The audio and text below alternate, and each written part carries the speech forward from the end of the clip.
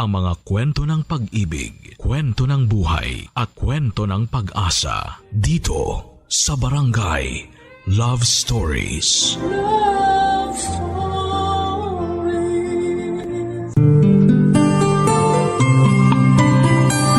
Napagod ka ba? Medyo, pero sulit naman ang lahat ng pagod dahil alam ko na nakatali ka na sa akin. Ha? Sino naman nagsabi na magpapatali ako sa'yo? Aba, ibig sabihin may bala ka palang iba no? Bakit nagpakasal pa tayo? Oo, iba plano ko. Kasi ang gusto ko, ikaw yung nakatali sa akin para sigurado akong di ka makawala. Ang galing no? After 8 years, tayo talagang binigay ng langit sa isa't isa. Kahit na ang dami nating pinagdaanan na hindi okay, at least hindi tayo nagpatalo, 'di ba? Dahil yun sa'yo, kaya nagpapasalamat talaga ako na ikaw yung babaeng nakilala ko eh. Tigilan mo nga ako. Ang dami mo nga kakilalang ibang babae, kaya nga dahil sa sobrang dami nila, muntik pang hindi mauwi sa kasalan ng relasyon natin eh. Yan ka naman eh. Akala ko ba naman nakaraan na yon? Tapos na. Hindi na natin kailangan pag-usapan. Ikaw kasi. Kasal na nga tayo, binubola mo pa ako. Hindi yun bola, no? Totoo yun. Paano naman kasi? Kung di naman ikaw yung babaeng tipong kaya akong pagpasensyahan, intindihin, tsaka mahalin, di wala akong makasama habang buhay ngayon. Totoo yun. Dahil kung hindi naman ikaw ang lalaking mamahalin ko, di hindi na ako matututong umunawa. Salamat ha. Salamat din. Salamat dahil tinupad mo yung pangako mo na papakasalan mo ko meron o wala mang laman ng tiyan ko. Sabi ko naman sa'yo, mahal kita eh. Ikaw lang yung ayaw maniwala sa akin minsan eh. Ay, ang sarap pala talaga ng pakiramdam ng kinakasal, no? Alam mo yung hindi maipaliwanag yung pakiramdam? Aminin mo, nakita kita kanina, umiyak ka. Ha? Ako? Umiyak ka kaya. Hindi ko alam kung nagsisisi ka dahil wala ka ng kawala o naiiyak ka dahil masaya ka. Hindi lang kasi mapaniwala na lalagay pala ako sa tahimik na kasama ka. Siguro nga nagsisisi ka, no? Nagsisisi ako, oo. Dahil ginawa ko pa yung mga maling bagay sa'yo dati. Nagsisisi ako kung bakit nasaktan kita dati. Samantalang ang dulo pala natin, tayo din. Alam mo yun, nanghihinayang ako sa mga panahon na nagkatampuhan tayo. Di sana mas marami sana tayong magandang alaala. Hayaan mo na yun. Ang mahalaga, magsimula tayo ngayon. Ibang buhay nang meron tayo. May iba nga pala ako.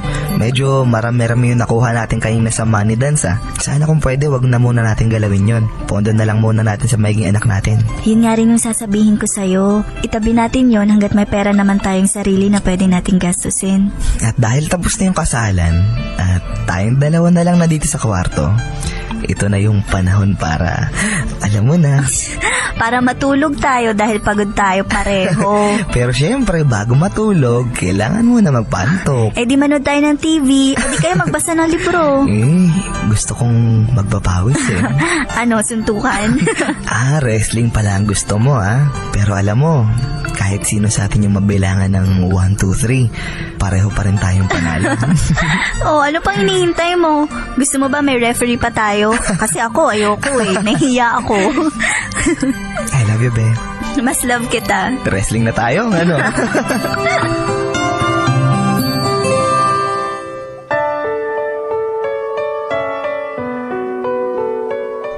Tama nga ako, Miss M. Napunta sa akin ang huling halakhak. Hindi ko lang basta na itali sa akin si Jeric, kundi legal kaming nagsama bilang mag-asawa. At yun, Miss M, ang isa sa pinakamasayang bagay na nangyari sa buhay ko. Ang malaman na sa paggising sa umaga, katabi ko ang pinakamamahal kong lalaki na nagturo din sa akin kung paano ipaglaban ang totoong nararamdaman. Masarap magmahal, Miss M. Napatunayan ko yon lalo na nung magkasama na kami sa iisang bubong. Alam mo yung walang limitasyon ng oras na magkasama kayo? Yung pakiramdam na hindi man kayo magkasama ng ilang oras, alam mong sa iyo siya uuwi at yayakapin kanya sa buong magdamag habang mahimbing kayong natutulog sa gabi. Yung tipong sabay kayo kakain sa isang mesa at hindi nyo kailangan magpigil ng kilos. Di tulad nung nagde-date pa lang kami at limitado ang oras. Basta, Miss M, iba ang pakiramdam. Hindi maipaliwanag. Totoong parang nasa ulap ang pakiramdam. Sobra na ba, Miss M? Ganito kasi ang talagang naramdaman ko sa feeling ni Jeric. At sigurado ako na maraming sasang-ayon sa akin, lalo na yung mga nakaranas ng magmahal ng sobra at totoo. Ilang buwan pa ang lumipas mula nung ikasal kami, mas marami kaming mga gustong mangyari sa aming buhay. Mga bagay na dati napagkukwentuhan lang namin. Mga kwentuhan na hindi ko akalain na mangyayari sa aming dalawa. Napakasarap bumuo ng pangarap kasama ang taong handaring ibuhos ang kanyang panahon para tuparin ang maraming akala natin ay sa panaginip lang nangyayari. Well, pasensya na Miss M kung ganito ako mag-express ng feelings ko dito sa sulat ko ha. Sa totoo lang kasi, habang binabalikan ko yung mga sweet memories namin ni Jeric, nakakaramdam pa ako ng bahagyang kilig. Patunay lang siguro na totoo ang naramdaman namin para sa isa't isa. Ganun pala ang pakiramdam ng may asawa. Nakakapagod, pero masaya. Be! Kasi! Be! Oh, ginabi ka na. Halika, akin na yung bag mo. Kumain ka na ba? Hindi pa nga Ikaw, Hindi pa din. Hinihintay nga kita para sabay tayo. may nakain na ba? Oo, naghain na ako nung nag-text ka na malapit ka na. O ano, magbibihis ka muna o kakain ka na muna? Kain na muna tayo. Gutom na talaga ako Sige, tara. Bakit ka nga pala ginabi? Paano ba naman ang hilig sa rush ng bago naming boss? Bukas na pala kailangan. Kanina lang sinabi. Alam mo naman sa opisina, kahit na magtrabaho ka ng mahabang oras, tapik lang sa balikat yung kapalit. Pero kapag umuwi ka ng maaga, kulang yung sweldo. Ay, yan ang hirap kapag empleyado ka Hirap yumaman kapag sweldo lang yung aasahan mo. Yun nga Kaya hindi talaga pwedeng ngayon na lalaki o isa lang ang nagtatrabaho sa pamilya. Alam mo yun, ang hirap kumita ng pera Uy, sarap niya na. Pengi, ikaw, kamusta naman araw mo sa opisina? Ayun, okay naman, katulad pa rin ng dati. Namamanhid na nga ang kamay ko kakahawak ng perang hindi naman sa akin Minsan nga, naisip ko kapag nagbibilang ako ng pera sa bangko, sana pera na lang natin talaga yung hawak ko. Tsaka iniisip ko nga minsan kung ano ba yung pakiramdam ng maraming pera. Yung tipong kahit hindi na magtrabaho may gagastusin pa rin tapos hindi ka nag-aalala na baka maputulan ka ng kuryente, ng tubig, o kaya baka mawala yung laman ng ref, kung may bigas pa ba o... Alam mo yun, ano kaya ang buhay ng mayaman no? Siguro masaya din, pero syempre di naman perfecto yung mga buhay ng mga yun.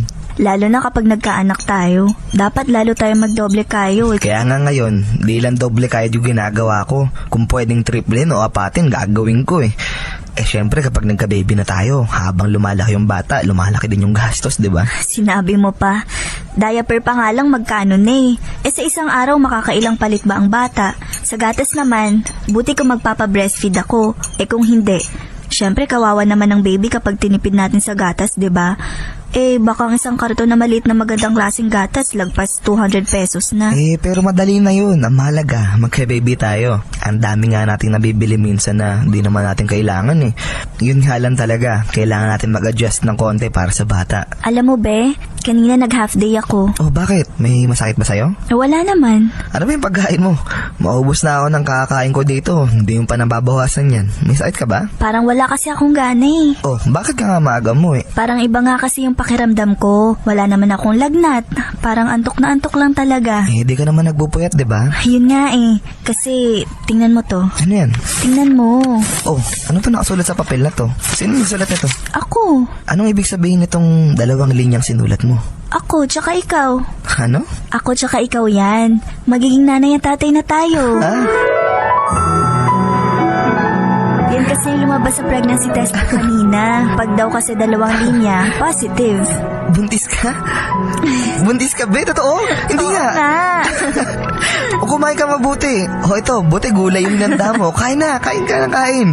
Sa wakas, nagbunga din yung madalas natin pagre-wrestling.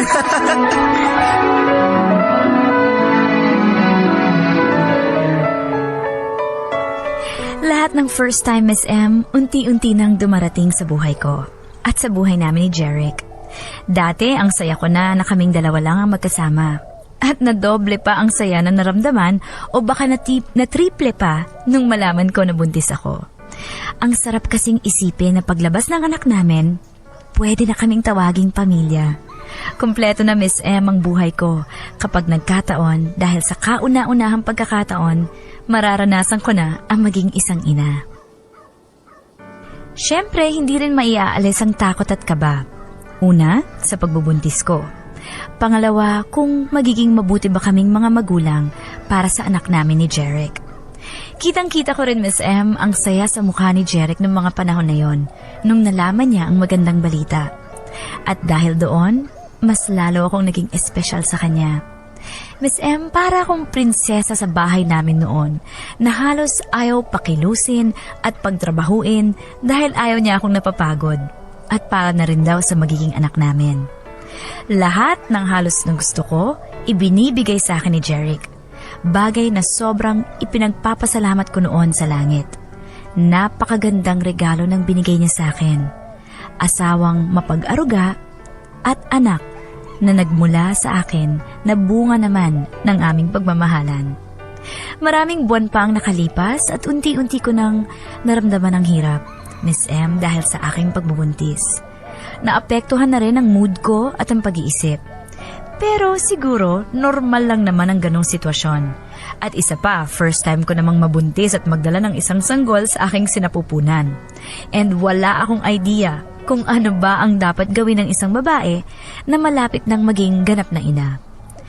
Pero Miss M, sa mga pagbabagong yon na nangyayari sa akin, sumasabay naman ang pagbabago sa pagsasama namin ni Jeric. Hindi ko alam kung dahil ba napapagod na rin siya at nahihirapan mag-adjust, or para sa akin normal lang sa asawa ang magkaroon din kami ng hindi okay na time sa pagsasama. Well, sabi ko nga, Miss M, lahat na nangyari sa akin dati ay dahil first time. Kas! Kasi, Umuwi ka pa. pwede ba kasi pagod ako? Ang daming trabaho sa opisina ngayon.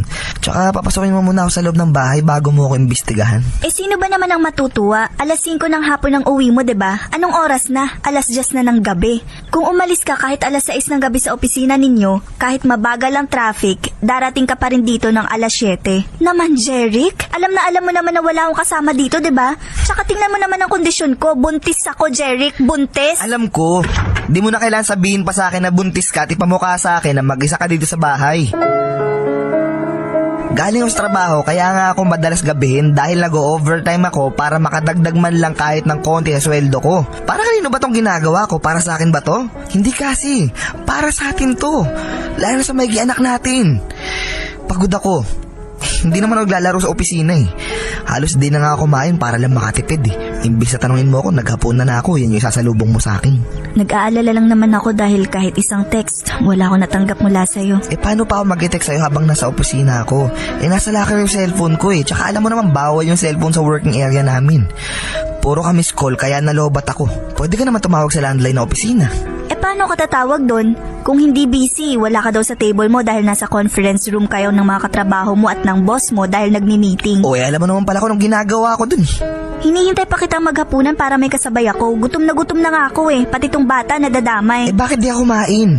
Wala naman sa akin yung kakainin mo, diba? Nagluto nga ako kaninang umaga bago ako umalis para kapag may gusto ang kainin dito, makakain mo. Oo nga, pati yung bata nadadamay sa kaartehan. Ako naman kasi. Pakinggan mo nga yung sinasabi mo. Kung pagsalitaan mo ako, samantalang dati hindi mo ako masabihan ng maarte. Ngayon, porket ang laki ko na, ginaganyan mo na ako. Hindi naman yung ibig ko sabihin eh. Ano ba kasi? Tapos iiyak ka na naman. Alam mo naman di makakabuti sa bata yan, di ba? Anong gusto mong gawin ko? Tumawa sa mga sinabi mo? Tama na nga yan. Kumain na tayo, tara na. Kumain ka mag-isa. Nalipasan na ako ng gutom. Kasi naman, wag mo na muna isabay yung ganyan sa sitwasyon mo ngayon. Kawawa yung bata eh.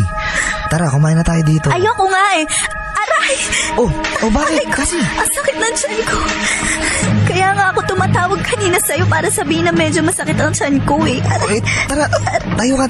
Dahan-dahan lang. Alika. Aray ko! Aray! Manganganak na yata ako, Jerry! Aray! Dahan-dahan lang. Aray! Yan na yata para... lumalabas na dugo sa akin, Jerry! Manganganak na yata ako! Alika. Jerry! Dali na sa ospital, tara. Dahan-dahan lang.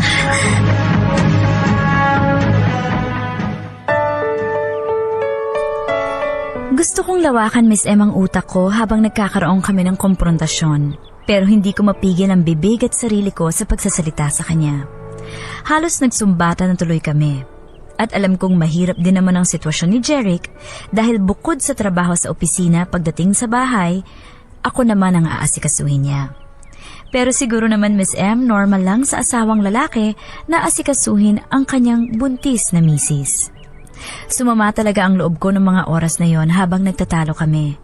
Gusto kong ipamukha sa kanya na hindi biro ang nararamdaman ko sa aking pagbubuntis, na anak din naman niya ang dinadala ko. At ang isang pa ako ang nasa hukay kapag dumating na ang oras na kailangan ko nang ilabas ang bata na nasa sinapupunan ko.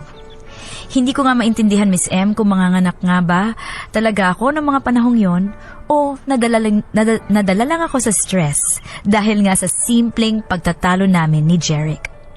Pero kahit ano pa man ang naging dahilan kung bakit ako napaanak, Miss M, masaya pa rin ang naging dulo dahil sa loob ng 6 na buwang paghihintay, nakita na namin ang produkto ng aming pagsasama at pagmamahalan. At first time kong makaramdam ng takot na hindi ko maipaliwanag. Halo-halo na siguro. Takot dahil hindi ko alam kung ligtas ba ang panganganak ko, at takot kung ano ang susunod na mangyayari sa aming pagsasama ni Jeric kapag lumabas na ang aming anak. Lahat ng yun, Miss M, wala akong kahit konting idea. Nakaka-excite na nakakakaba. Pero ang sinabi ko na lang sa sarili ko, mahal ko naman ang aking mag-ama. At sapat na yon siguro para mas maging positibo ko sa mga pwedeng mangyari sa amin. Ang mahalaga, alam ko na sa simula ng ikasal kami ni Jeric, masasabi kong, I finally found someone.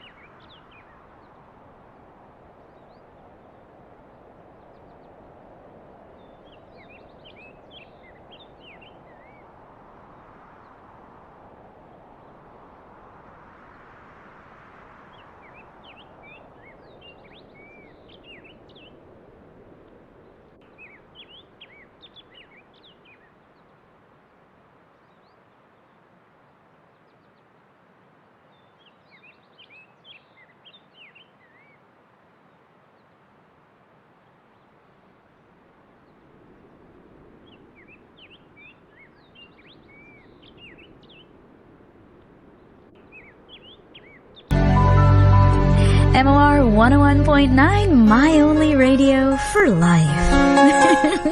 I finally found someone by Bryan Adams and Barbara Streisand. Finally, nahanap ko na siya. Eto na siya. Ito na yung taong mamahalin ko. Ito na. Sure win na. Pero sabi nga naman nila, hindi daw lahat ng relationships sure win, 'di ba? Hindi lahat ng pagsasama aray, ano ba yun? Ano yun? Bakit may humuhuni? Hindi lahat ng pagsasama alam nating smooth sailing lagi. Laging may ups and downs. Tulad ng kwento ni Cassie sa atin, no? Kasi ganun naman talaga eh. Miski naman hindi kayo mag-asawa, boyfriend mo pa lang, ano expect mo? Lagi na lang kayong okay? Pero, bago rumiak si Miss M, bago ako bigay ng aking tips, eto muna ang text messages at Facebook messages ng ating mga listeners. Sabi dito ni Mel ng Calamba, Laguna, magandang hapon Miss M. Ang ganda naman ng storya. Kakakilig naman. Sana nga malampasan nila ang lahat ng pagsubok na darating sa kanila. Pakibati naman ang mahal ko na sana mabasa ang message ko. Pangit magparamdam ka naman po, hindi ako magpakali sa pangit ang tawag niya. Pangit, magparamdam ka naman po, hindi ako mapakali sa kakaisip sa'yo. Mahal na mahal kita. Coming from Mel. Mel ng Calamba, binasa ko na yung message mo. Sana magparamdam nga si Pangit. Okay, si Fem ng Barangay Pulido, GMA Cavite, sabi niya, love has its ups and downs, its twists and turns. Love leaves us pain, teaches us until we learn something, and even if it takes us so long, it will always take us to where we belong. Taray! I like this. Love it. Okay, si Arnel, sabi niya magaganda kasi ang kwento ng MOR. Pilit na ginagaya pero hindi naman mapantayan. More power MOR 101.9 for life. Uy, salamat po. Uy, speaking of more power. More power sa mga tindero at tindera, sa mga maret pare ko dyan. Mga Mars, dyan sa Divisoria. Totoo ang chismis. Hindi lang si Miss Emang nagsasabi. Confirmed ko na kanina sa producer kong si Edu. Pag pumunta ka rin sa Divisoria Mall o kahit saan dyan sa DV, in fairness sa kanila, halos yung lahat ng mga stall doon. Saan ka? Dear MOR. Lalo na pag weekend. Syempre, dahil namimili ang mga tao, masarap na meron kang sounds at dramang pinakikinggan. Okay. Eto naman, coming from Hailam Episcope. Sabi niya, madami man ang naging hadlang, sana po maging maganda ang at maayos ang pagsasama ninyo. Wala man lang ako sa amin, nakikinig pa rin ako. At wawa naman na nakikinig sa amin, hindi makapakinig kasi wala ako. Ano ba yan? Di utusan mo sila, buksan ang radyo nila. Gandang tanghali Miss M, babati po ang bandingan ng pasaway sa MOR. Jen of Las Piñas, sabi niya, masarap talaga sa pakiramdam pagising mo sa umaga, mukha ng taong mahal mo ang nakikita mo. Pero hindi lang puro saya ang darating sa buhay, sana maging matatag ka sa mga pagsubok na darating sa buhay nyo. At paano daw magpapadala sa inyo ng kwento? Gusto kong i-share yung karanasan ko sa love life. Pwede rin ba dito i-send? Mare, wag mo i-text. Ang haba. Kung gusto niyo po magpadala ng inyong kwento, ang love life ninyo, ang love story niyo, of course, you can email us. Kung mahilig ka na rin lang mag-email, Dear MOR, DEARMOR 1019@yahoo.com. Ayan, pwede. Or, pwede ring sulat kamay. Minsan mas feel, pagka talagang sinusulat mo, hahanap ka ng papel, kuha kang ballpen. At sumulat sa amin sa Dear MOR, care of Miss M, care of Baby Girl Hasmin, or kay DJ Popoy. ABS-CBN Broadcasting Center, Sergeant Esguerra Avenue, corner Mother Ignacia Street, Barangay South Triangle, Diliman, Quezon City. At syempre, babasahin ko rin. Nagtanong kasi ako sa Facebook, sabi ko, kayo ba, paano nyo ba napapatibay ang love life mo with your special someone? Sabi dito ni Iya Saison, sabi niya, simple lang po, Miss M. Trust, time, caring, loving, and commitment. Oh, gusto ko yan. Sabi naman dito ni Kim Sang-ri, Nox, Korean. Para sa akin po siguro, tiwala lang yan sa isa't isa. Dahil ang isang pundasyon sa samahan ang pagtitiwala. Kasi sa amin, Miss M, ang partner ko, kahit anong pagsubok na dumarating, sabay po namin hinaharap. Kaya po siguro going strong pa rin kami. Ayan. Lahat daw ng mga taga Barangay Calabasa, Haen, Nueva Ecija nakikinig. Thank you so much. Okay, sabi naman dito ni Nietzsche 14. Hindi talaga maiiwasan ang masaktan when it comes to love. Kung minsan talaga may mga bagay na di kayo magkakasundo at di magkakaintindihan, pero kung love nyo ang isa't isa, buong araw man kayo magtalo, at the end of the day, you still find yourself saying sorry. Ayan. Okay, si Andrew Ford, sabi niya, para mapatibay ang isang relationship, kailangan lang ng unawaan, maayos na pasunuran sa isa't isa. Pag ayaw mo at hindi niya gagawin, pag ayaw niya, syempre, wag mo rin gawin. Oh, yun na nga. Correct. Ba't ka pa mangungulit?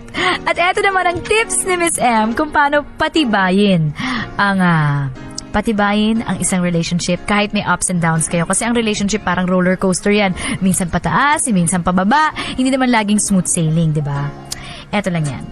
Gamitin natin ang sikat na salitang push. Talagang, pinilit ko to. Pero in fairness, effective. Pakinggan nyo. Ang push.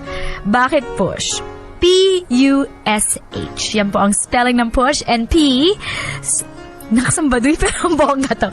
Ang P ay prayers. Totoo. Bakit? Lagi dapat kayo nagdadasal na sabay. Or ipagdasal mo ang iyong partner. Tip ni Miss M yan. Kahit buzet ka na sa kanya, inis ka sa partner mo, ipag-pray mo siya. Huwag mong ipag-pray na, Lord, sana mamaya madapa siya. Huwag ganon, ha?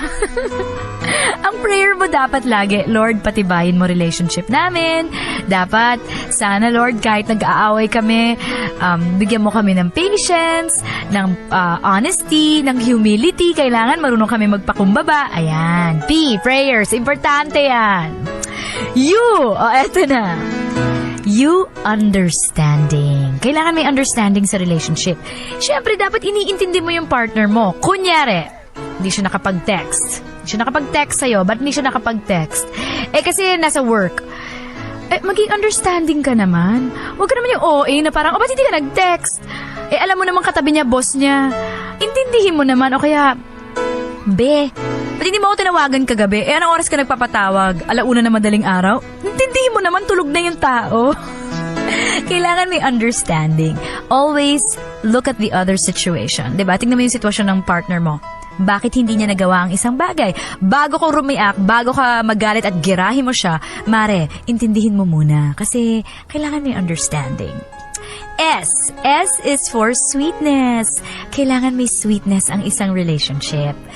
Kunyari, sa boyfriend mo, naiinis ka sa kanya, hindi pwedeng hindi ka sweet kasi nga ang relationship pinagtatrabahuan yan eh.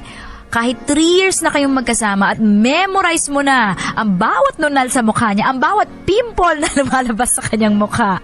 Kahit kilala mo na siya at medyo may sawa factor, dapat hindi nawawala ang sweetness. The best marriages at yung best relationships, kaya nagtatagal yan kasi ang ine-effort ang pagiging sweet. Effortan mo naman, wag mawawala ang sweetness.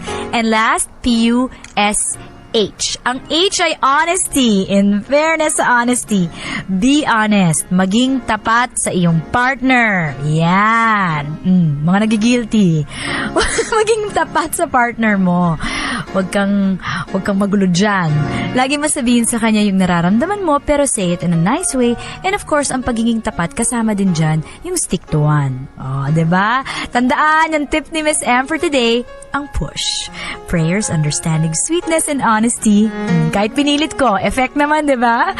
At yan mga kapamilya, abangan niyo po ang ikalawang bahagi ng Dear MOR dito sa MOR 101.9, My Only Radio for Life. Dear MOR Weekends. Dear MOR, ilang linggo pa lang ang nagdaan, Miss M, mula nung ako'y nakapanganak at hindi naging biro ang lahat ng mga sumunod na nangyari. Nakabukod kasi kami ng bahay ni Jeric, kaya wala kaming mga magulang na pwedeng umalalay sa amin para alagaan ang aming anak. Nandun ang pakiramdam na halos minsan hindi ko na alam anong gagawin ko sa tuwing umiiyak ang bata. At hindi ko rin alam kung paano patahanin. Yung kahit antok na antok ka na, hindi ka pwedeng matulog dahil kailangan mong bantayan ang baby. Kahit na gusto kong ipikit ang mga mata kahit sandali, hindi ko magawa. Dahil sa tuwing naririnig ko ang iyak ng aming anak, kailangan kong bumangon. Hindi talaga simple ang maging magulang. Totoo ngang makakabayad lang tayo ng pagkakautang natin sa ating mga magulang kapag naranasan na nating maging nanay o o tatay sa sarili nating anak. Isa pa, naging komplikado ang sitwasyon namin ni Jeric dahil sa pagiging busy ng asawa ko sa trabaho. Kaya madalas, hindi siya nakakatulong sa gabi para alagaan ang anak namin. Kung hindi siya pagod, sa bahay niya ginagawa ang mga trabahong hindi niya natatapos sa opisina. Miss M, pilit ko namang iniintindi si Jeric dahil alam ko namang hindi simple ang sitwasyon niya at busy talaga siya.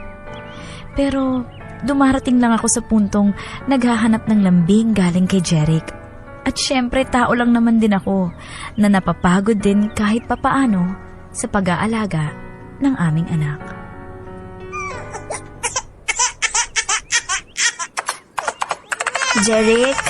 Jeric, paabot naman ng bote ng gatas nitong bata, oh. Oh, ito. Hindi ito, yung isa. Kanina pa to tinimple, panis na to. Alin ba? Yung isa nga. Ito? Oo, yan. Oh, Jeric, pwede ka ba umabsent bukas? bakit? Para naman may kasama kami ni baby dito sa bahay. Papuntahin mo kasi dito si nanay minsan para may kasama ka tsaka may katulong ka sa pag-aalaga kahit papano. Ikaw na lang kasi bukas. Isang araw ka lang naman na-absent eh. Hindi pwede, ang daming trabaho. Isang araw lang mawawala, malatambakan na ako ng gagawin ko kinabukasan. Naku, parang isang araw lang naman eh. Ako din naman kasi yung may hirapan eh. Bakit? Akala mo ba simple lang mag-alaga ng baby? Alam ko naman yun. Oh, baby, tahan na. Tahan na, baby. Ayaw tayo samahan ng daddy mo bukas eh. Paano? Mas mahalaga daw kasi yung trabaho. Tahan na ha. Mahalaga naman kasi talaga yung trabaho kasi dahil doon tayo kumukuha na ikakabuhay natin. Hindi naman kasi ikaw yung kausap ko eh. Si baby. Oh, bakit na naman umiiyak yun? Teka lang ha, titingnan ko. Ay naku, nagpupo pala. Jeric, paabot naman ng pamunas tsaka diaper oh. Ikaw na. Lapag mo na muna sandali yung bata dyan sa kama oh. Sige na. Malapit ka lang naman sa lagayan ng gamit niya. Kasi may tinatapos ako eh. Kita mo naman nagmamadali na nga ako dito. Gabi na. Parang yun lang eh. Anong pamunas ba? Yung nasa gilid sa tabi ng tubig. Oh, ito. Bakit ka naiinis? Kasi ba naman, pwede ka naman tumayo dyan eh. Utos ka pa ng utos. Malapit ka lang din naman dyan ah. Ay, nako. Sasala na nga lang muna ako. Matapos ko na muna to. Sige, unahin mo yung trabaho mo kaysa dito sa anak mo. Pwede ba kasi tama na? Kahit minsan hindi mo pa naranasang magpuyat at bumangon para palitan man lang ng diaper tong anak natin. O kaya naman magtimpla man lang ng gatas kapag umiiyak. Ni hindi ka nga yata marunong maghele dahil mas nauuna ka pang matulog sa pinapatulog mo. Wag mo daw sa trabaho, pwede ba? Oo na. Magtrabaho ka hanggat gusto mo. Doon ka na sa sala. Samantalang dati nung wala pa tayong anak at di pa ganito ang itsura ko, kung pwede lang, huwag ka nang humiwalay sa tabi ko eh. Sige na. Ewan ko sa'yo. Malayo na ng narating na usapan natin. Ang hirap mong kausap. Ang hirap mo din naman kasama. Hindi ka maasahan sa pag-aalaga kahit 10 minutes man lang. Sige na, tapusin mo na yung trabaho mo. Doon ka sa sala o kaya sa labas ng bahay. O baka naman gusto mo sa bahay ng iba para walang istorbo sa'yo. Bahala ka nga dyan. Dumating kami, Miss M, ni Jeric sa puntong madalas na kaming magtalo at hindi magkaintindihan. Siguro dahil na rin sa nagkakasulubong kami ng init ng ulo dahil sa pagod. Doon ko na unti-unting nararamdaman ang pagbabago niya sa akin. Parang hindi na siya yung Jeric na nakilala ko at pinakasalan. Ang laki ng pinag-iba niya, Miss M. Wala na yung atensyon at sweetness na dati binibigay niya sa akin. Parang ibang taon siya. Nakasama ko lang sa bahay dahil kailangan niyang umuwi para matulog, maligo at magpalit ng damit. Nakaramdam na rin ako ng insecurities, Miss M. At dahil sa pakikitungo sa aking iyon ni Jeric, nawalan na rin ako ng kumpiyansa sa sarili ko. Ang daming naglalaro sa isip ko. Iba't ibang dahilan kung bakit siya nag-iba. Dahil ba iba na ang itsura ko? Dahil ba napapagod siya kapag kasama ko siya? O baka hindi pa siya handa maging isang ama? Maswerte na Miss M kapag hindi kami nagtalo sa loob ng isang araw. At madalas, napapaiyak na lang ako sa kwarto namin habang karga-karga ko ang anak namin. Hindi ko kasi minsan matanggap na kaya akong pagsalitaan ni Jeric. Ang dami ko na kasing naririnig sa kanya na dati hindi naman niya nasasabi sa akin. Kasabay ng mga pagbabagong yon, Miss M, ni Jeric, ay ang pandududa ko na baka may kinahuhumalingan na siyang iba. Ibang babae na pwedeng makapagpasaya sa kanya. Babae na umuubos ng atensyon niya na sana sa akin na lang napupunta. Kaya lalong hindi nagiging okay ang pagsasama namin ni Jeric. Nakakalungkot lang dahil kung kailan kami nagkaroon ng anak, tsaka pa nagkaloko-loko ang aming pagsasama. Iniisip ko tuloy kung may pagkukulang ba ako. May kulang ba sa akin? O sadya bang nawalan na siya ng gana sa kung sino ko?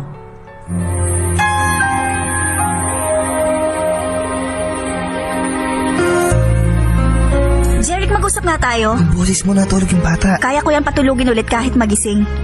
Ang mahalaga makapag-usap tayo Tungkol ngayon. na naman saan? Ano tungkol saan? Una, ano ba tong bahay natin? Bahay mo ba talaga to o ginagawa mo lang boarding house na uuwi ka lang kung kailan mo gusto? May on-site project kami sa opisina kaya out of town kami lagi. Eh di sige, dahilan mo yan eh. Pangalawa, ano bang tingin mo sa akin? Yaya o asawa? Ano ba namang klaseng tanong yan, Cassie? Matinong tanong. Tanong ng isang asawa na naninibago sa lalaking pinakasalan niya. Sagutin mo nga. Ano ba pinagasabi mo? Anong naninibago ka? Anong nagbago? Naging busy lang naman ako Nagbibigay naman ako ng kailangan dito sa bahay. Lalo na sa anak natin. Yan, diyan ka magaling. Sa katwiran mo na yan. Kaya hindi baling hindi ka maging ama sa gawa at alaga basta makapagbigay ka ng pera. Akala mo sapat na yung ganon, ha? Ano ba kasi? Nakairata na yung bunganga mo Kaya naghanap ka ng ibang babae dahil sawa ka na sa akin. Ano? Anong ano? Ako ang dapat magtanong sa'yo niyan, Jeric. Sino yun at bakit? Ang liit-liit pa nitong anak mo, gumagawa ka na agad ng kalokohan? Ano bang gusto mo? Magkalat ng lahi mo? Magkaroon ng kapatid ang anak mo sa iba na halos kaedad niya? Ano? Ewan ko sa'yo. Yan! Kapag ipit ka na at wala ka nang masagot, ewan ko sa'yo ang isasagot mo sa akin. Alam mo, kung ayaw mo na kaming kasama ng anak mo at kung ayaw mo na sa akin, dahil malayong-malayo na ako sa itsura ng babaeng pinakasalan mo noon, bukas ang pinto, Jeric. Pero itong sasabihin ko sa'yo darating ang araw na kakatok ka ulit sa pintong yan at pagdating ng oras na yon, ako naman na mag-iisip kung pagbubuksan ba kita. Kasi ikaw nagsasabi niyan. Alam mo wala naman ako balak iwan kayo lalo na yung anak natin. Pero sa mga pinagsasabi mo, tinutulungan mo ko magdesisyon. Siguro nga kailangan natin ng panahon para mapag-isip-isip. Pero huwag ka mag-alala, tuloy pa din yung pag-sustento ko sa bata. Alam mo, di ko akalain ganyan ka. Ang laki ng pinag-iba mo. Mas lalo naman ako. Hindi ko inisip na babalik ang dati mong ugali at mas magiging malala pa. Mahilig ka talaga. Hindi na makontento sa isa. Lumayas ka na. Kaya kong buhayin ng anak ko na mag-isa. Kaya ko siyang palakihin na ako lang ang kikilalanin niyang magulang. Mahala ka sa buhay mo, ang labo mo. Mas malabo ka. Hindi bali anak. Iniwan man tayo ng mahilig mong ama. Huwag ka mag-alala. Kakayanin nating mabuhay ng tayo lang dalawa. Isang araw, pwedeng bumalik siya. Mahal ko ang papa mo Pero may pride din naman ng mama mo. May pakiramdam din ako. Pero sa ngayon pasensya na pero ganito muna tayo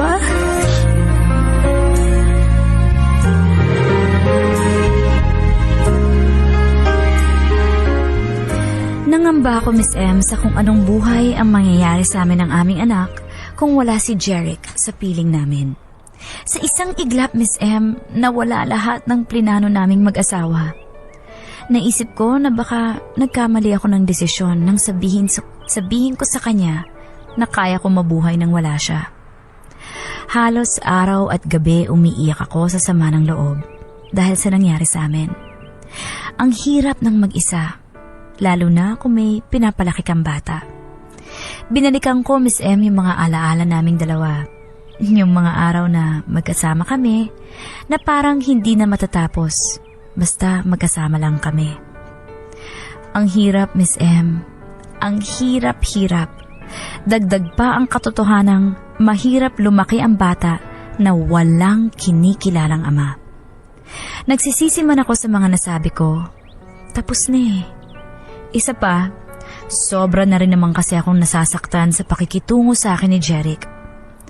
Pero Miss M, aaminin ko, mas masakit ang mapagdesisyonan niyang wag nang umuwi sa bahay. Miss M, sa kabila ng mga nangyari, alam ko sa sarili ko noong mga panahon na yon na mahal ko pa rin si Jeric. Nandun pa rin ang pag-asa ko na isang araw ay magbabalik siya sa aming mag-ina, kahit na alam kong walang kasiguraduhan yon.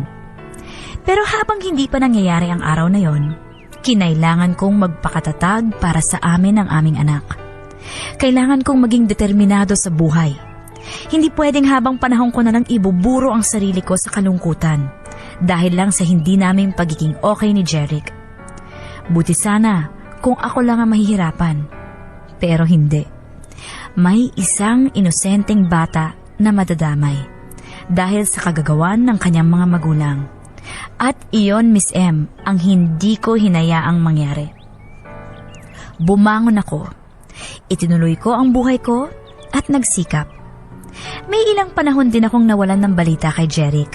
At kung meron man akong masagap na impormasyon, iyon ay hindi kagandahan dahil may ibang bahay na raw siyang inuuwian. Pero ganun pa man, nandun pa rin ang paghihintay ko na isang araw, may Jeric na muling darating sa aming mag-ina. Cassie? Cassie? Jeric? Mukhang dumating din yung araw na sinasabi mo na kakatok ako Ngayon, iniintay ko kung papapasukin mo ako uli. Di lang sa bahay, kundi sa buhay niyo na anak ko.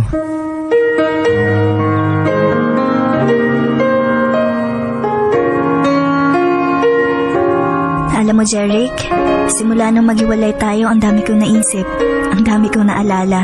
Mga alaala nung hindi pa tayo kasal, nung kinasal tayo, at nung nagsama tayo bilang mag-asawa.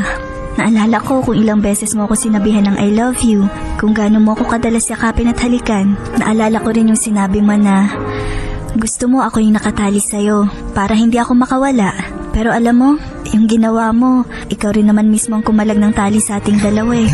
Pero kahit na kinalag mo ang tali, siguro hindi mo lang namalayan nakakapit pa rin ako sa lubid na yon. Hindi ako bumitiw, Jeric. Kahit ngawit na ngawit ng kamay ko sa paghahawak, tiniis ko. Mahirap kalimutan ng isang taong mahal mo ng totoo. Sorry Cassie. Na-pressure lang siguro ako, nadala. Tama ka, ako yung malabo.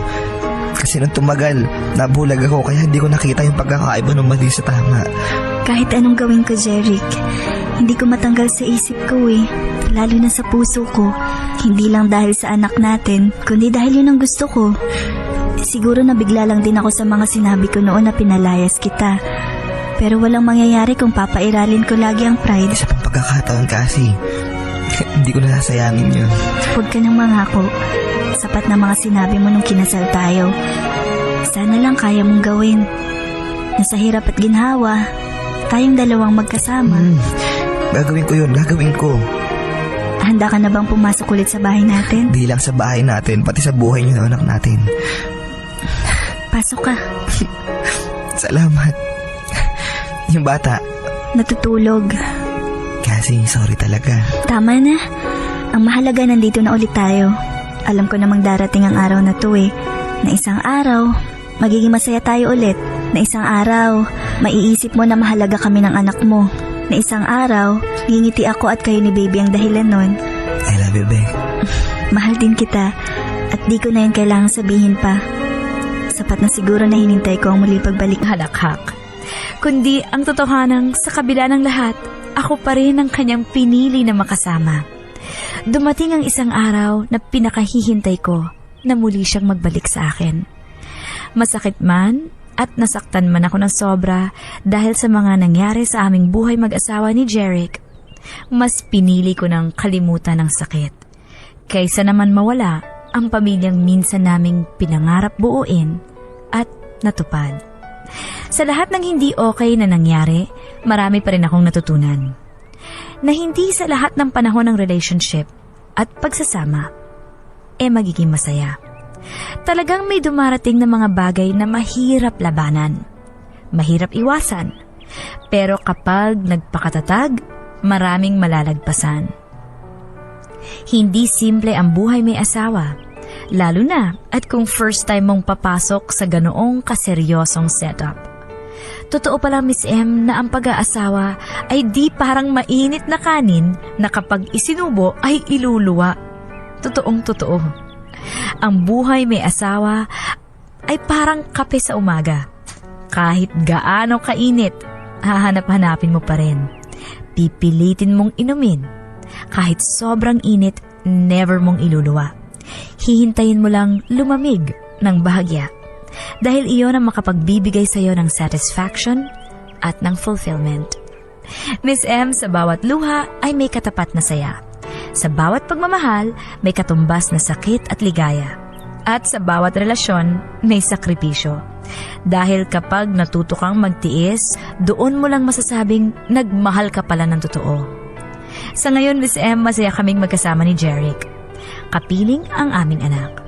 Kinalimutan na namin ang kung anumang mga nangyari sa nakaraan dahil ang mahalaga ay ang kasalukuyan. At ang mga magagandang bagay na pwede pang mangyari sa aming dalawa para sa kinabukasan. Hindi na uli kami patatalo sa simpleng hindi pagkakaintindihan. Dahil Miss M, ang maliit na gusot lumalaki kapag hinayaan nating mapasok ng husto ang ating pagsasama. Ito lang Miss M at maraming salamat sa panahon at pagkakataon na maging bahagi ng inyong programa. Nagmamahal, kalilimutan ang mga nangyari, gawin mong instrumento para maituwid ang mga mali. Sabi naman ni Kuya Win, hi Kuya Win, ang San Mateo Rizal, share ko lang ulit ang nabasa ko, the art of patience is not much about how long one can wait, but it's about how one behaves while waiting. Nax! Ganda niyo naman magbigay ng message. Na-inspire akong pagandahin pa yung mga tips ko. Parang hindi ako malaos sa inyo, no? O, eto. From our listeners, sabi dito, sabi naman nila, Miss M, para sa akin. Ayan. Magandang tanghali. Dapat give and take kayo sa relationship nyo at unawain ang isa't isa. Coming from Michelle Brioso. Ayan. Gusto ko to. Give and take naman talaga dahil walang relationship na tumitibay kung hindi nagbibigayan ang partners. Importante yan kasi alam naman ikaw lang yung give ng give o kaya ikaw lang yung take ng take. Dapat sakto lang, di ba? Sabi ni Jessa Roca, relate much sa story, Miss M. Ang pag-aasawa masarap lang sa una pero pag tumagal na, nakakasawa na. Ano ba, Jessa? Lalo na pag lumabas na ang totoong ugali ng isa't isa. Jessa, sana hindi ka magsawa. Sana patibayin nyo. Push nyo yan. Okay, sabi dito ni Renan Galapate, ang ganda po ng kwento nyo. Inaabangan ko po yung part 2 narinig na niya. Pakibati po yung kawork ko sa mga lahat ng Estelman kay Kuya Randay. Ayan, thanks so much for tuning in. Sabi ni Lorcy Mendez, napapatibay namin yung relationship namin kahit malayo kami, long distance relationship kami dahil sa trust, love, understanding. Masaya po kami ngayon ng partner ko. Well, ito po ang masasabi ni Miss M. In any relationship, it takes work. Ang relationship, tinatrabaho yan. Hindi yan parang wala lang, kayo na, o di ganun na lang. Hindi trabaho yan paghihirapan nyo yan. Kumbaga, mag-i-invest kayo ng oras, ng panahon, para pagandahin at palakasin ang inyong pagsasama. Yun lang yon, mga Mars. At yun ang secret ingredient. Kailangan trabahuin mo yung relationship mo. Hindi pwedeng ganun-ganun lang. Kasi nga, kung hahayaan mo na masaktan ka dahil may ginawa partner mo, tapos magagalit ka, hindi ka magiging understanding, di anong ending nun? Kailangan, sa bawat na ginagawa natin sa isang relationship, pinatitibay po natin at pinaghihirapan. I-push nyo ng bonggang-bongga. At kung kayo po ay merong love story that you want to hear here on Dear MOR, you can always email us, dearmor1019@yahoo.com. Ulitin natin yan, dearmor1019@yahoo.com.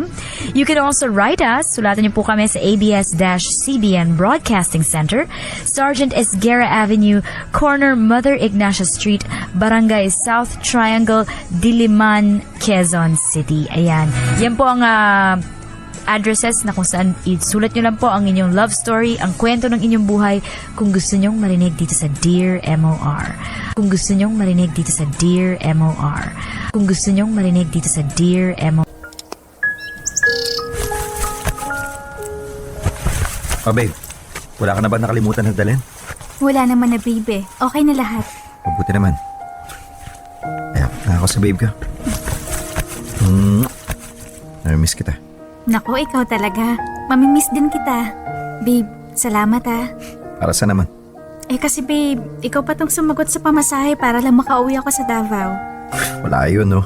Saka para makasama mo na din yung mga magulang mo. Alam ko naman na miss ka na rin nila. Ay, kung pwede nga lang kita isama Trabaho kasi ako, baby. Di bale, baka sa susunod na uwi mo, makasama na rin ako sa'yo. Sana nga. Ay nako, matagal-tagal din kitang hindi makikita. May miss talaga kita ng sobra. Lalo na yung kapilyuhan at kagapuhan mo. Ano ba, babe? Total, maya-maya pa naman yung flight mo. May oras pa naman tayo. Sus, ikaw talaga. Sige na, babe. Please? Oo na, matitiis ba naman kita? Siyempre naman, payag ako. Ayos. Ikaw talaga, kahit kailan ka. Calling all passengers of flight 784 going to San Francisco, please proceed to gate 7. Calling all passengers of flight 784 going to San Francisco, please proceed to gate 7. Oh, babe, mag-iingat ka, ha? Oo naman, ikaw din ha. I love you, babe. Bye. Bye.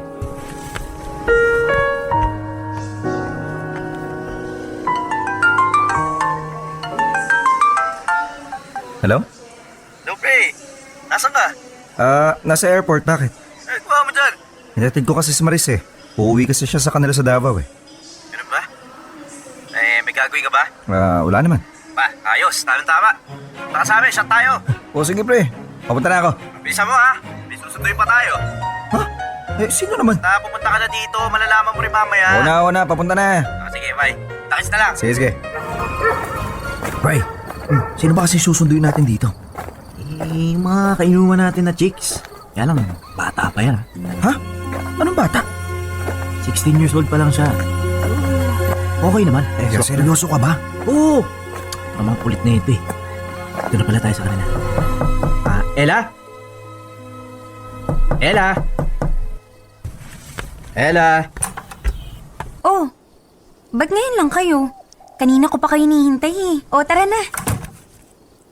Nga pala. Tropa ko nga pala. Ella si Troy. Troy si Ella. Hello? Hi. Oh, ba't naman ganyan yung tingin mo sa akin? Kasi... ang ganda mo pala. Sus, bolero. Mabuti pa, tara na. Uminom na tayo. Mabuti pa nga. Hoy, pre, tara na. Susunduin pa natin yung iba eh. Uy, natameme ka dyan. Tara na. Sorry sige, tara na. Popoy at Asmin, ang ganda talaga ni Ella at kahit sinong lalaki ay matutulala at maakit sa kanya kapag nakita siya. Yun nga lang, 16 years old pa lang siya, minor de edad pa. Ako naman 21 anyos na nung panahon na yun. Aminin ko habang nagiinuman kami ay hindi maalis ang tingin ko kay Ella. At sa palagay ko nga, na love at first sight na ako sa kanya. Kahit na alam kong mali dahil may girlfriend na ako at bata pa siya. Pero talagang tinamaan na yata ako agad sa kanya at nagpakilala ako sa kanya bilang single.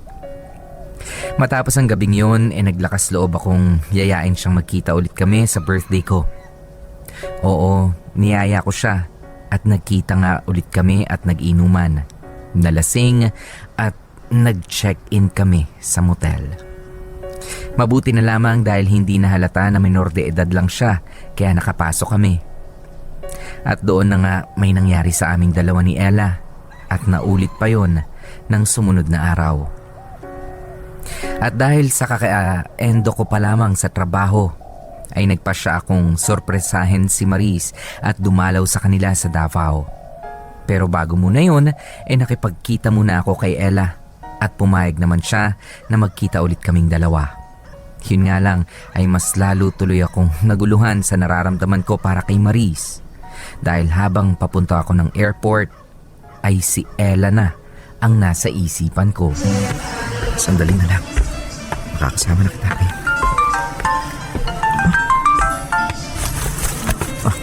Hello Ken. Patawag ka. Ay, ikaw ha? Salo pa ha? Nakatsat ko si Ella. Kikita pala kayong dalawa eh. Oo na. Kaya ano naman ngayon? Nang, may balita lang naman ako.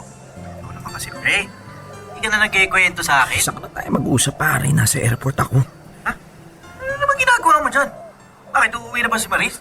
Di pa pre. Susundan ko lang siya doon. Susurpresahin ko. Medyo namimiss ko na rin kasi. Boss, namimiss daw. Pero may Ella ka na naman. Baka nga maingay dyan, baka mamaya may makarinig sa'yo eh. Sige na, saka na tayo mag-usap, baka mamaya maiwan pa ako ng aeroplano dahil sa'yo. Sige na. Ingat, pre. Happy trip. Sige, salamat, bye. Smuso talaga yung loko na yun. Kailan talaga. Nandito na sa wakas. Teka, 256 Mabini Street. Ito nga yung address nila, Maris. Sana naman tama ako. Tao po! Magandang araw po. Oh, iyo. Sino ka ba? Anong kailangan mo? Dito po ba nakatira si Maris? Oo, bakit? Anong kailangan mo sa kanya? Ako po si Troy. Ako po yung... ano? Tay, kakain na po. Teka, Troy? Babe? Maris, sino ba siya? Babe! Anong ginagawa mo dito? Tay, siya po si Troy. Siya po yung boyfriend ko. Troy? Ikaw pala yun, iho. Pasensya ka na, hindi kita gaano namukhaan. Medyo, hindi ko na kasi tanda yung picture mo na pinakita ni Maris sa akin eh. Ayos lang po. Mano po? Kawa ka na, Diyos. Sige na, maiwan ko muna kayo dyan, ha? Babe, bakit ka nandito? Hindi ka man lang nagsabi na pupunta ka. Namiss kasi kita eh. Hindi ko na sinabi sa'yo na pupunta ako kasi gusto kong sorpresahin kita. Naku ha, ikaw talaga babe. Buti na lang hindi ka naligaw. Paano ako maliligaw? Di ba nga ilang beses kong tinanong sa'yo noon? Saka nung nagka-chat tayo kung paano pumunta sa inyo? Kaya naman pala tanong ka ng tanong eh. Akala ko nga nahalata mo na pupunta ako sa inyo eh. Buti na lang hindi mo naisip, kung hindi wala na surprise. Oo nga, buti na lang hindi ko talaga naisip yun. Ikaw ha, pinakilig mo naman ako babe. Ang saya-saya ko talaga babe na dumating ka. Hindi naman masayang-masaya ako na sa wakas nakita din kita. Namiss kaya kita. Ako din naman namiss din kita eh. Tara babe, dun tayo sa loob. Ipapakilala kita kila nanay at sa mga kapatid ko. Sige babe. Popoy at Asmin, ipinakilala ko ni Maris sa pamilya niya at masayang-masaya naman ako dahil nagustuhan nila ako. 3 weeks akong nagstay sa Davao. Pero kahit na nandun na ako, si Ella pa rin ang laman ng isipan ko. Ang alam ni Ella ay nasa Palawan ako para magbakasyon lang. Minabuti kong huwag sabihin sa kanya na nasa Davao ako dahil baka magtanong siya kay Ken at mabuko nga ako. Kahit na magkalayo kami, ay lagi ko pa rin siyang itinetext at minsan ay nag-online ako sa computer shop para lang makausap siya kapag may pagkakataong abala si Maris sa mga gawaing bahay. Mabilis na natapos ang 3 linggo at kinailangan kong bumalik sa Maynila. At pagdating ko ay nakipagkita agad ako kay Ella.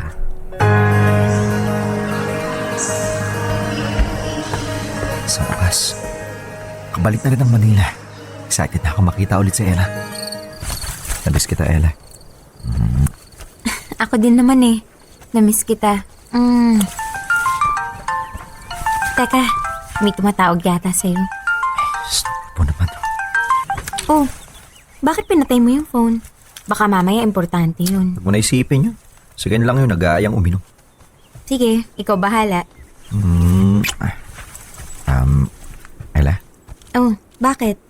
May sasabihin sana ako sa'yo. Ano naman yun?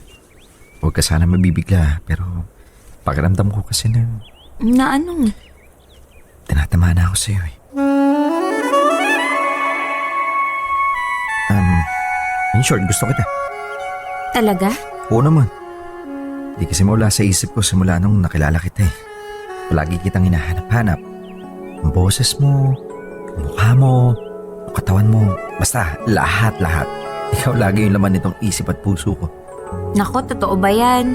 Baka mamaya niloloko mo lang ako ha? Hindi no, totoo lahat ng sinasabi ko. Gusto ko nga maging tayo eh. Agad-agad? Hindi ka man lang manliligaw? Siyempre manliligaw pero doon din naman pupunta yun. Ikaw talaga? Masyado kang mabilis. Bakit pa naman kasi natin patatagalin kung doon din naman yung punta, di ba? Kaya okay na din yung mabilis para naman mas masulit pa natin yung isa't isa. Ewan ko sa'yo. Hindi mo man lang ba ako tatanungin kung gusto rin kita? Siyempre tatanungin kita, no? Ano? Gusto mo rin ba ako? Alam mo rin naman yung sagot eh. Sabi ko na nga ba. Pag-usapan ulit natin to mamaya, ha? Sa ngayon tapusin na lang muna natin to. Teka, Troy. Oh, bakit? Hindi ka ba maglalagay ng... Alam mo na, Baka mamaya ha, mabuntis mo ako niya. Hindi na ako nang bahala. At kung mabuntis kita, handa naman kitang panindigin. Pero, Huwag ka na magsalita. okay. Popoy at Asmin, pagkatapos ng 3 araw ay naging kami na rin ni Ella. Sabi ko kasi sa kanya ay gusto kong maging kami na at hindi naman siya tumutol dito. At makalipas nga ang ilang buwan ay nalaman ko na lang na nabuntis ko na pala si Ella. Natural, nagalit ang mga magulang niya sa akin pero dahil sa sinabi kong handa naman akong panindigan ng anak nila ay hindi na rin sila nagalit pa. Yun nga lang, hindi ko masabi-sabi kay Papa ang totoo dahil sigurado akong magagalit siya lalo. Dahil ang alam niya ay si Maris ang girlfriend ko. Kaya naman nagawa ko munang itago si Ella. Pinupuntahan ko na lamang muna siya sa bahay nila habang nagbubuntis siya para dalhan ng mga panggastos sa araw-araw at minsan sa kanila nga ako natutulog. At ganoon ang naging setup namin sa loob ng 8 buwan na paghahanda niya sa kanyang panganganak. Dear MOR Babaero. Ay naku, nakaka-depress itong unang bahagi na. Nakaka-depress at nakakaawa ang ating letter sender na si Troy. Nakakaawa? Oo, ay Hasmin, kawawa talaga yung mga lalaki na ganyan na kinakailangan nilang pumili kung sino bang babae ang kanilang hindi lang mamahalin, kundi yung sisipingan, papatunan, paliligayahin. Oo, yung napakahirap niyan. Papasukin ang buhay. Sobrang effort ang requirement sa aming mga kalalakihan. Kung sakaling dumating sa ganyang punto. Well, ako naman, yan yung obserbasyon ko dun sa mga nakakilala kong ganyan, ha? Wala akong kaibigan na Wala akong kaibigan kasi yung talagang close friend na babaero. Correct. No, wala. Yung mga kwento-kwento, a friend of a friend of a friend. Ganong kalayo yung level. Ayan, ganun ba yun? Ano ba yan? Bigla naman tuloy nagbago ang pananaw ko sa mga babaero. Oo, Nakakaawa pala kayo. Nakakaawa. Kita mo naman, imbis na nagsisilbi ka na lamang sa isa mong minamahal, tama. kinakailangan pa Nakakaawa. na magdalawa. Correct. At saka alam mo, di ba, ito mga nakakaawang tao, usually ito talagang kinaawaan din ng Diyos. Yung mga mabait ba? At sa sobrang bait, ba't hindi na kukunin ni Lord? Yung iba, diba? napapabilis kapag tatanga-tanga. Correct. Ayan, pero yung iba naman, napapatagal din para mas matagal daw ang gaba. Matagal ang karma, ang epekto ng karma. Ayan, pero hindi Napakadyo. Biruin mo, isang trabaho, Hasmin, ha? Sabi mo na yung 8 hours natin trabaho sa opisina, ang hirap nun. Ang hirap nun. Paano pa itong mga lalaki, kukumpara lang natin sa trabaho, ha? Yung babae. May second job ka. Bakit uso yun sa USA kaya hanggang 4 na trabaho? Sa kanila yun. Iba doon. Pero dito sa atin sa Pilipinas, mas mahirap yan. Iba ang klima dito. Biruin mo, Iba rin ba ang swelduhan? Iba rin ang swelduhan. Biruin mo doon kapag ka nagyaya ng magpainit. At least sa ibang mga lugar doon, karamihan sa lugar sa States, malamig. Tama lang na magpainit. Dito kasi dito, babayaran mo pa kapag gusto mo magpainit. Kailangan mong bayaran at dapat meron kang pambayad. Correct. At saka isa kasi lang magpapalamig ka naman dito. Tama. Saka isa lang naman din ang Actually, yung mga babae na mga babaero, nagpapainit talaga yung mga yan. Babae? Yung mga babae, yung mga chicks ng mga babaero. Diba, chicks naman kasi ang tawag ba, may asawa ka. Alba ako, may asawa ako. Tapos ng babae siya. Ang tawag nung asawa ko sa babae niya, chicks. Diba? Kabet, chicks. Okay. Diba? In fairness, iba yun. Yung iba, hindi kabet. Yung iba naman talaga one night stand lang, chicks, diba? yun ang mga tinatawag chicks nga, yung mga pinapatulan na kaya yung nila. yung parang mga doktor din yan. Diba? Yung mga OC. Yung mga OC. Mga on-call. On-call. Chicks, yung mga nagpapa-check up ba? Pa-check up po. Nakakadagdag init talaga yan. Yung mga chicks na yan. Init ng ulo para sa aming mga legal na legal girls. Legal girls, legal girlfriend, or legal wife. Correct, malaking check. Pero eto ka na nga, alam mo usually talaga, ang tanong nga sa mga ganyan, pag may mga lalaking nang bababae, ang tanong, bakit ang bababae pa sila? Hindi ba sila kontento sa mga asawa nila? Whereas dito kasi kay Kuya, nakita naman natin yung absence. Yung absence niya ng kanyang Maris. asawa ni Maris. Yun ang nag-udyok talaga sa kanya. Girlfriend yun Ha? Girlfriend si Maris. Girlfriend niya. Oh. Yung absence ng girlfriend niya na si Maris, yun ang nag-udyok sa kanya para, ayan nga, mambabae. Yan, pero ano yung absences mean? Hindi ko naman hindi naman porke lalaki ko, tinotolerate Kasi nakita ko. naman natin si Maris kanina, pinagbibigyan naman si Kuya. Mabait. Buti sana kung sinisiro siya, di ba? Hindi naman Mabait. siya sinisiro. Ayan, tsaka matinong pakikipagrelasyon. Correct. Matinong pakikipagrelasyon yung You know, why is men always like that? Ay, hindi. Like, you know, when you're already in a good relationship. Sandali lang, yung sinasabi mong absence. Ang hirap. Buti na lang tinigilan mo. Yung, hindi yung sinasabi mong absence. Yung presensya. 3 weeks lang Oh. 3 weeks lang na nagbakasyon. Nagbakasyon, nawala. Isang buwan lang. Ganun lang kaikli. Masyado maikli yan. Kaya nga yun Hindi nga mo pwedeng sabihin yung, pero isa yan sa mga problema nga ng mga kalalakihan, lalo na kung medyo bata-bata pa. Very naman kayo. Mas mataas ang level ng libido ng mga kalalakihan pero na mas nga, bata pa. Hindi ba talaga mapigilan yan? Hindi ba pwede naman kayong kayo na lang? Hindi, ibig sabihin, hindi kayo mga lalaki sa lalaki ha? Huwag naman ganon. Akala